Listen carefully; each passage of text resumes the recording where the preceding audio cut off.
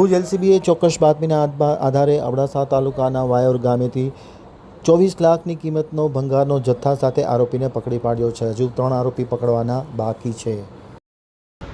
Vayor police station વિસ્તારમાંથી આધાર પુરાવા વગરના ₹24 લાખના ભંગાર સાથે કુલ 3.39 લાખના મુદ્દામાલ સાથે આરોપીને ભુજ એલસીબીની ટીમે પકડી પાડ્યા હતા. મળતી માહિતી અનુસાર ઇસ્માઇલ સિદ્દીક લુહાર રહેવાસી જામા મસ્જિદની બાજુમાં વાયોર તાલુકો અબડાસાવાળાને પકડી પાડ્યા હતા. જ્યારે આ દરોડામાં ભીખાભાઈ બાબુભાઈ ચંદેરા વાયોર, આદમ અબ્દુલ શેખ રહેવાસી જત વાંડ વિરાણી નાની લખપતવાળાને પકડવાનો બાકી હોય. તેમના કબજામાંથી 20,000 કિલો ભંગાર જેની કિંમત ₹24 લાખ થાય છે અને તેની સાથે એક ટ્રક પણ કબજે કરવામાં આવી છે. સમગ્ર કાર્યવાહી એલસીબીના